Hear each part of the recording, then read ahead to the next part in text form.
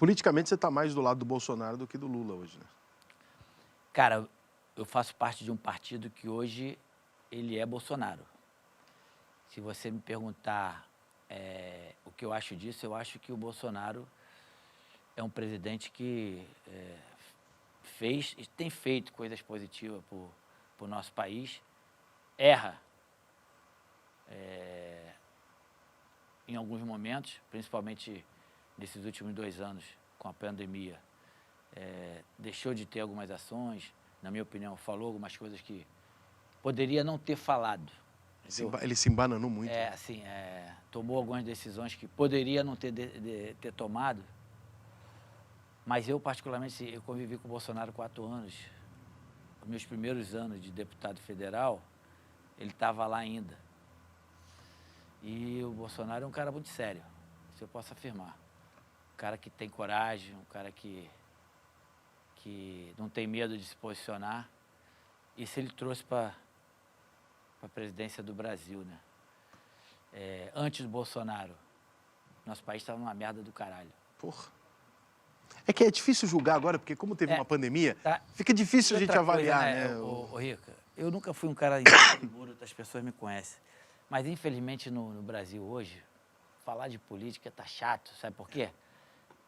Por exemplo, eu acabei de falar que eu gosto do Bolsonaro. Eu gosto de pessoas com personalidade. A esquerda vai me dar porrada. Eu acabei de falar que, porra, ele errou em algumas colocações, em algumas decisões, nesse momento difícil, talvez um dos momentos mais difíceis que o país viveu ao longo desses anos. A direita vai me dar porrada. Mas eu posso fazer o quê? Foda-se, eu tenho que falar, meu irmão. Eu não posso ficar nessa... Até porque, vamos combinar, que é de uma extrema burrice as pessoas acharem que ou quem só bate ou quem só defende é que é uma solução. Quem só bate ou quem só defende está fazendo campanha. Esses extremos não existem, né, cara? Né? O correto é você falar, ó, isso tá bom, isso aqui não. A gente está passando do limite, o brasileiro está passando... Tudo é cancelado, vamos falar agora de internet, cancelado, porque, pô, foda-se cancelado, tem que falar... Tu fica na internet, não? Não, eu posto as minhas coisas, como político, eu tenho que estar sempre acompanhando, mas não sou bitolado dessa porra, não. O julgamento virtual é foda, né? Foda. Você tomou umas porradas na pandemia que falaram que teve uma acusação que você fez festa, o caralho, né? Cara, na verdade é o seguinte... Tu fez a festa? Quem não tomou porrada? Eu fiz algumas festas na pandemia, dentro do que podia fazer.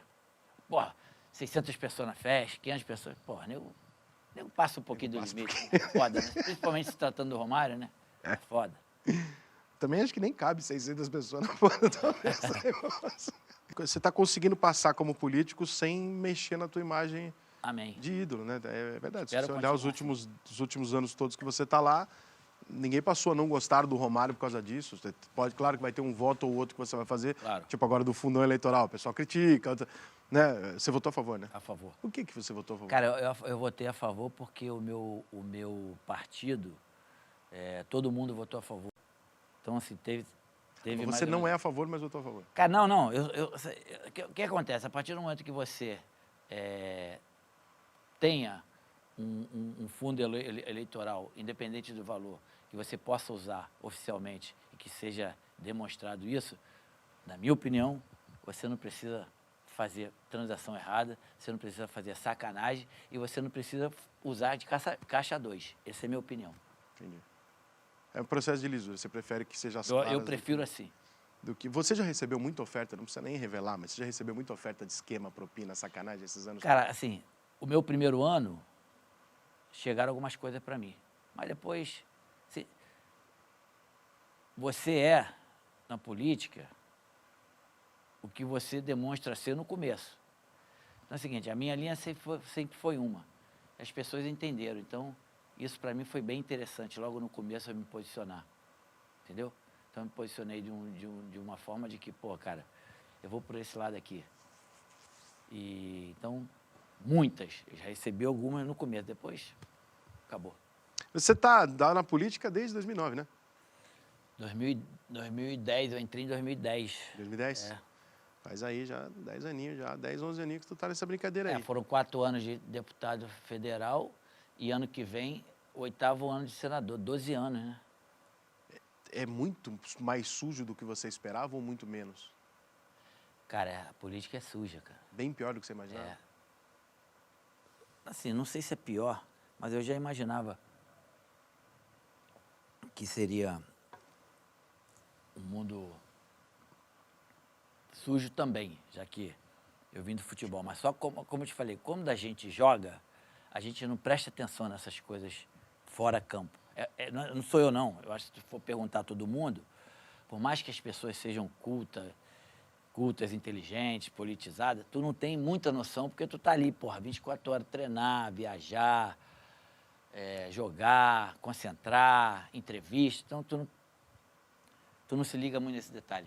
Mas a política é foda. Mas sim, o que teve de positivo nessa minha vida política, desde o primeiro dia as pessoas entenderam que assim, eu tento fazer uma política direita decente, principalmente para o segmento que eu defendo. Eu não sou aquele cara que, vou falar do Amazonas, vou falar da Petrobras, vou falar, enfim, de assuntos que eu não tenho um total conhecimento para falar.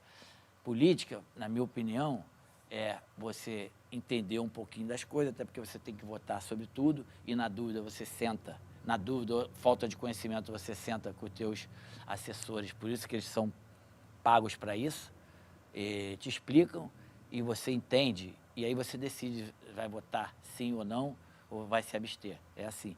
Agora, assim, eu defendo bandeiras que são praticamente consideradas bandeiras brancas, que são bandeiras da educação, bandeira do esporte, parte da saúde, principalmente a bandeira social, quando se refere a pessoas com deficiência, doenças raras. Então, assim, desde o primeiro dia da minha política até hoje, eu sigo isso. E nunca saí disso. Então... O foda é que você é um cara que é curioso para nós, eu acho, para todo mundo que está assistindo, quando você entra na política, porque você é um cara que não tem nada a ganhar na política, só perder. Na verdade, é o seguinte, Rica, quando eu entrei na política, eu pensei muito nisso aí que você acabou de dizer.